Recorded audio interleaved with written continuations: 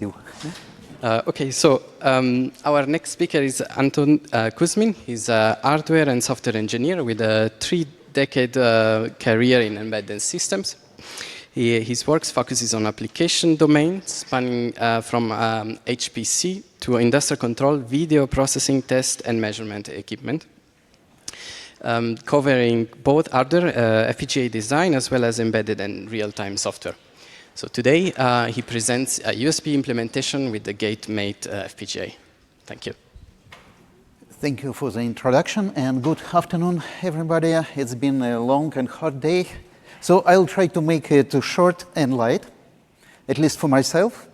And to make it, I will not answer your questions at the end. Instead, I will ask you at least 2 questions, and would appreciate your answers and insights.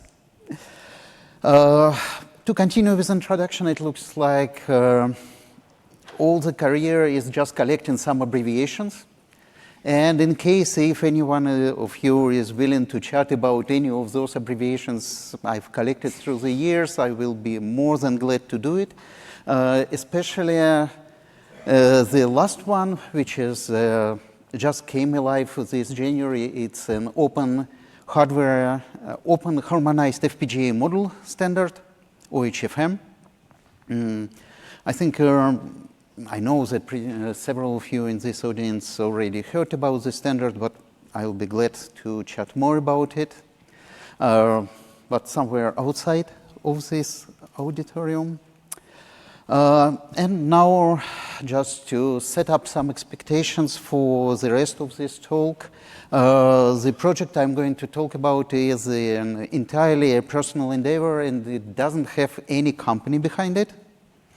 And since it's a private initiative, I took a very slow bottom-up approach when you start from single bit or from single wire. So everything is moving quite slowly, but progressing.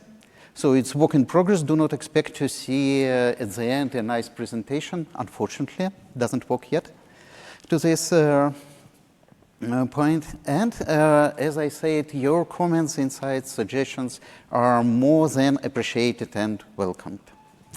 With all those disclaimers set, we are done with an introductory section, and then I will tell a few words. I will say a few words about the GateMate FPGA, because it's unfortunately not that well known as the major players on the market. All of us knowing and using them, but I believe that these FPGAs are very interesting and just a breath of fresh air in the FPGA market we haven't seen for many years.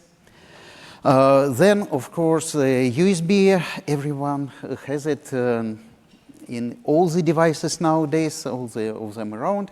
But there are many interesting and puzzling things inside, and the specification evolves through already also 30 years, something like that. So it's a lot of interesting things. And then how do they match together, and why I believe it's interesting and how to proceed with it. So GateMate FPGA is relatively small in use, so it's low-end FPGA. It's in its existing form, it's 20K logic elements, which is scalable to 40K logic elements or even more. And this scaling is done with very interesting, innovative approach. Just it's the same silicon die, and it's scaled during the cutout of the silicon on separate places. And it also has these logic elements are not conventional lookup tables, but they are loot trees, which give some flexibility to it. Pretty straightforward. Not that many integrated hard IP blocks, no DSP blocks, no protocol blocks, which makes it, we've heard before that modern FPGA today, that modern FPGAs are that complex that you need artificial intelligence to comprehend it and to design for them.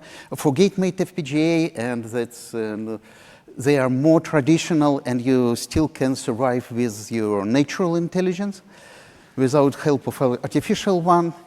And but it still has all the features you need or would expect from FPGA. It has on-die RAM blocks, which are configurable, dual ports, simple dual port, true dual port, and it has integrated PLLs, which are pretty flexible and can create and distribute clocks around your chip, and it has an integrated 5 gigabit per second SerDes block, which is nice and useful to implement, well, not the most recent and high performant, but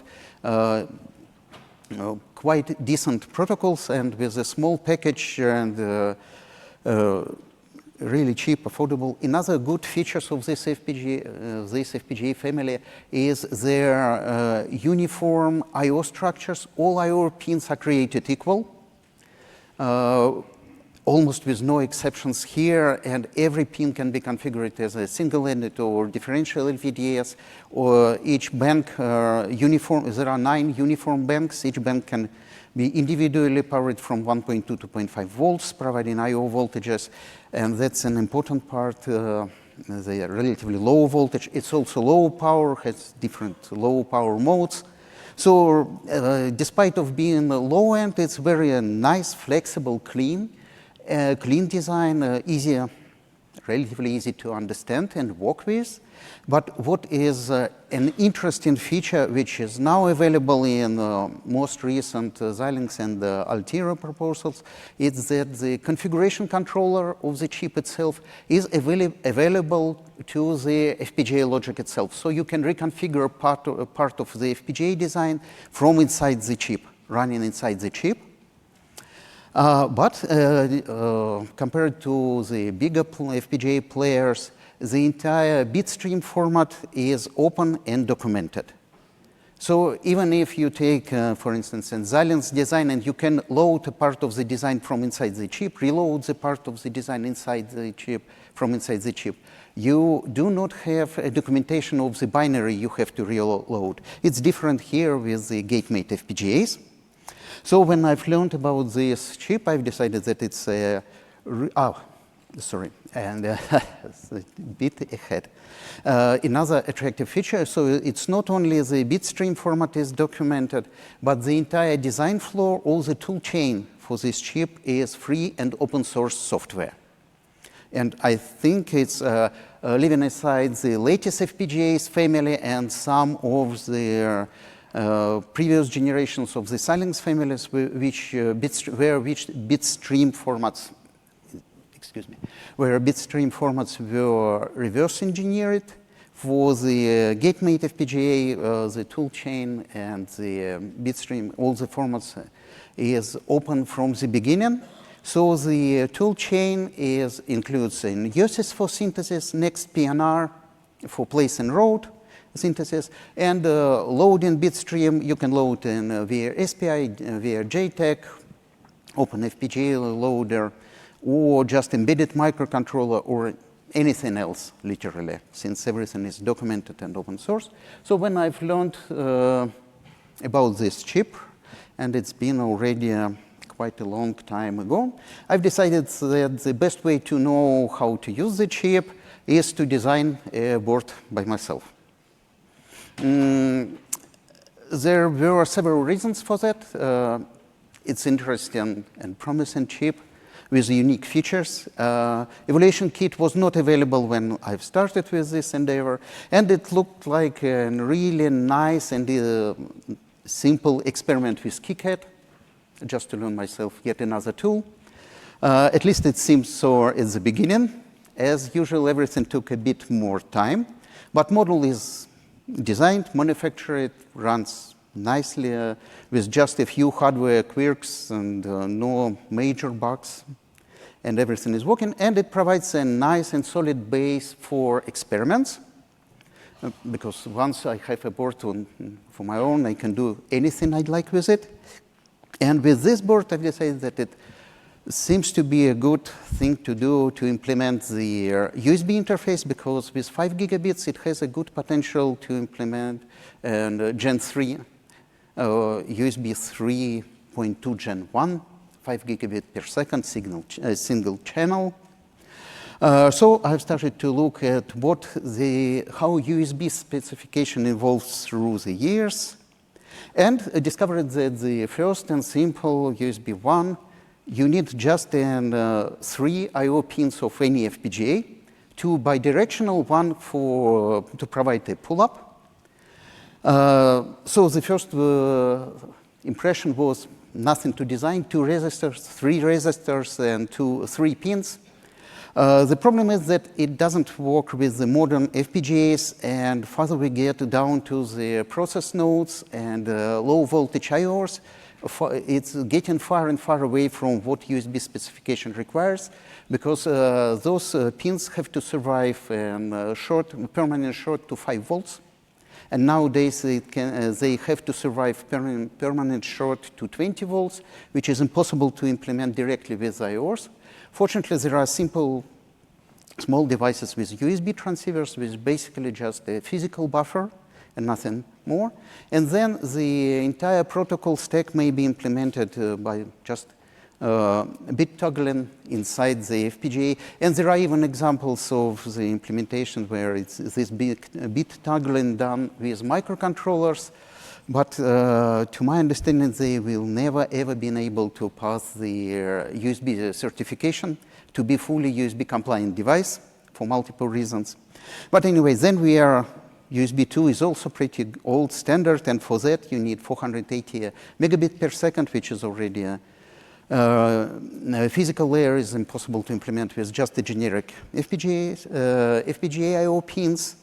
But still, there is a nice ULPI reduced pin count interface, a standard chips, which convert an 8-bit 60 megahertz bus to the USB protocol and implement all and everything. And then it turns out that it's really simple and straightforward to support USB 3. Besides the previous generation USB 2 support, which is not even needed for that. If you have transceiver pairs, receive and transmit 5 gigabit, or with next generation 10 gigabit pairs, you can implement the USB 3 protocol. And in this case, previous generation USB 2 or USB 1.1 support is still needed. By spec, it's strictly required for the host implementation. For the device, it's not strictly required, but generally advisable to implement it for grace degradation. If you have an USB 3 without previous generation support device and you plug it into your notebook, it's expected that even if it doesn't fully work or doesn't support all the features, at least operating system should know that the new device appears and should say that, unfortunately, this device is not compatible with your host, and so on. So this legacy implementation of USB 3 is still required of USB 2 in USB 3 devices, is still required for the host and for the hub devices. Optional for the device, but since it's there, why not to implement it? And ultimate goal for me was to provide a test bench or experimental platform for all the USB generations, hopefully in a single hardware block. So it's also included. And of course, when we are talking about the USB, some years ago, and through the evolution of the standard, I think there were 5 or 6 of different type of USB connectors. Finally, everything converged to a single best connector to rule them all, USB Type-C connector, which supports all and everything. It's compact, flippable, high current capacity, supports all the previous generation protocols and several new generation protocols in the future. It supports even a Thunderbolt, DisplayPort, so-called alternative modes. It supports debug modes. So all and everything just in single tiny connector. And last but not least, it's now a law to have this connector at least for charging in Europe. So the choice for the connector was natural, but as with every choice, especially in engineering and technical areas, there is an other side of it. To implement and fully legally support USB-C, on the other side of the connector, behind it, you have to provide something like this structure, because the power delivery should be supported, high-speed data lanes multiplexing should be supported, and of course those legacy interfaces also should be supported. So it's not nowadays connector and cable is not just a bunch of pins and cable and wires. It's much more than that. And for USB Type-C cables now may have a firmware inside them, and you should be able to upgrade firmware inside the cable. So I went ahead and augmented the GateMate module. I've designed it before with another block diagrams, which implement basically the same structure which is required by the USB Type-C requirements. And that's how the model looks like. It's a render, but the real physical model is also available. It's become available at Christmas time as a present to me. And now I'm proud to say that hardware is worked and tested. But when the hardware is available, the question is what to run as a gateware on it. I looked around for free and open source implementation of USB. There are several of them, many of them. Nothing is available for the GateMate. As I said, unfortunately, it's not the most popular FPGA still. But USB 3 support is available to some extent for the latest, several latest families, and as a preliminary work in progress for one or two type of Xilinx transceivers. And as with many hobby and amateur projects, neither of them are fully finished or completely running.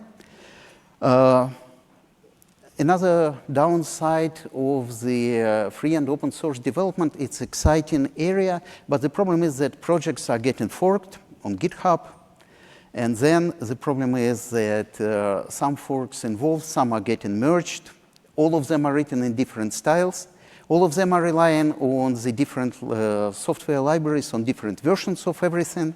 So not compatible and not easy to find out. And to some of my surprise, what I found is that the available USB device cores are, for some reason, implemented not as an a USB controller, USB device controller, but as a complete state machine inside the RTL code itself, without the support. And at the same time, the same CPU chips running free and open source RTOS, free RTOS, Zephyr RTOS, which do have a support for USB stack, for USB device stack with all the tests and everything, but they do not merge with open, free and open source cores. FPGA GateMate SerDes, nice device, pretty much the standard what you expect from the SerDes, with the pipeline for the transmit and receive, with the test features, 8-bit to 10-bit encoder and decoder, PRBS detection of the control symbols and everything. But what is needed to support the USB specification is also features which are not a standard part of data flow for the SerDes. You have to initialize, train link. There is a low frequency pulse signaling which is not directly generated by any SerDes, so there has to be a state machine behind it to make those things. Also for the spec compliance, you have to provide a compliance patterns generations. And of course, analog parameters should be tuned to match the requirements of the specification. And all those things are to be implemented as an RTL code, or maybe partially controlled by a microcontroller inside the FPGA, or state machines, and so on. So what works, as I said, the hardware is working and validated for all three protocols. At least it's alive, and with couple quirks, but with no known road stoppers. Power delivery controller detects the connector and its orientation and swaps the pins. Everything is fine. USB 1.1 is working at 12 megabits per second. It was pretty straight and straightforward changes from the just for the I/O structures. So this path inside the hardware is already validated. ULPI access for the high speed 2.0 USB implementation is working with custom VHDL. SerDes initialization is working, but not all the compliance patterns yet. LPFS is generated. And now, as I promised, there are questions to the audience. If you following up steps are clear, spread spectrum cloaking should be supported. It's implemented in hardware, but not validated yet. Linked training status state machine to be validated against the compliance tests. Again, analog parameters of the PHY to be validated and tuned to compliance tests. But then the question to audience, what steps to take next? It's either a custom VHDL for everything or adopt existing projects. And again, it's an RTL implemented hard-coded behavior or interface to the universal interface as a device controller, so embedded firmware can work with it. And last but not least, I would like to thank CERN, first of all, for hosting this event, but more to that, to contribution to the open source hardware development for the license, for the KeyCard, Cologne Chip for being such an excellent and open company and friendly company, and creating this chip and supporting open source device development tools, and to NLnet Foundation for the financial support, because without their support, this project would not realize even to its current point. And of course, despite what I've said at the beginning, I am open to answer any questions or just hear or chat about all those topics outside. Thank you. Thank you, Anton.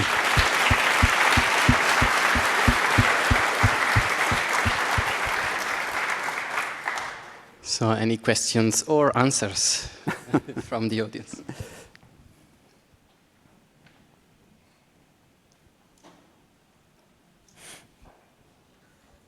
Unfortunately, no answers. Not yet. Well, we have time. There is a poster session coming up. There's one out there.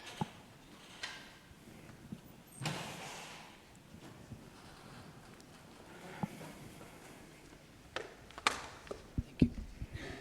Yeah, thank you for that presentation.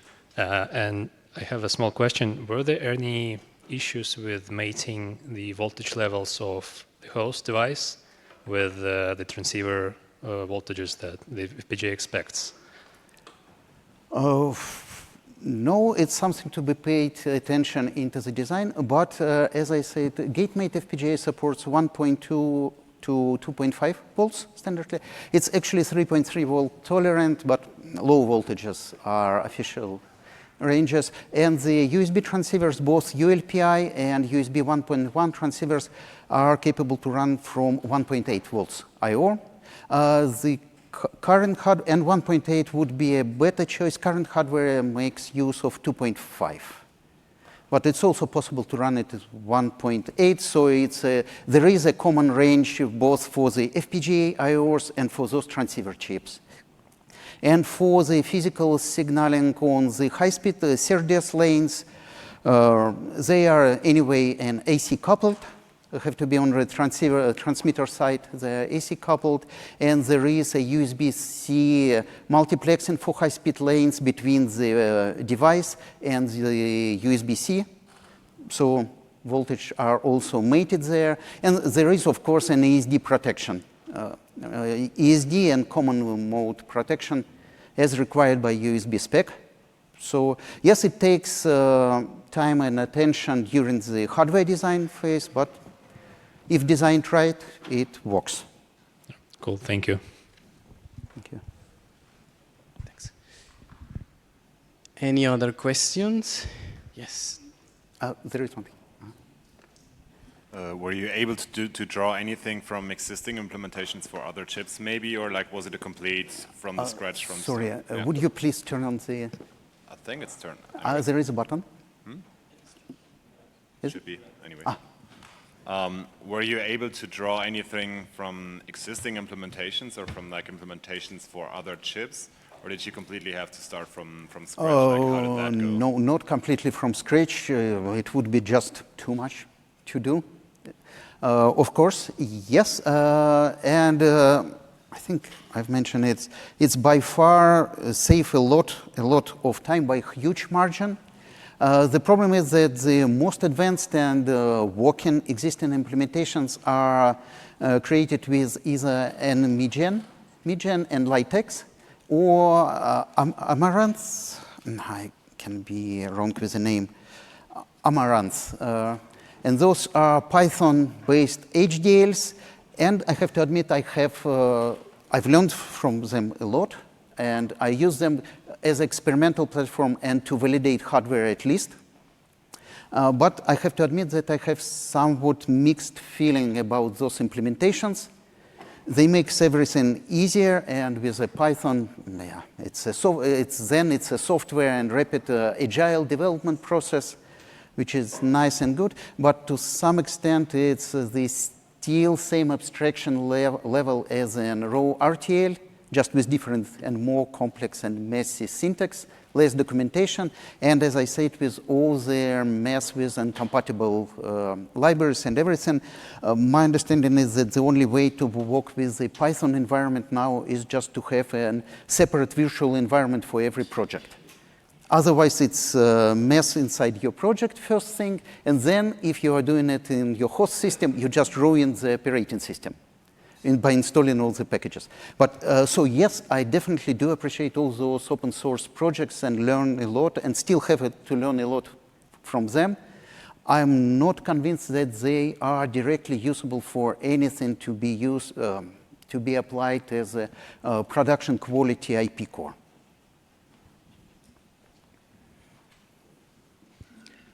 Other questions?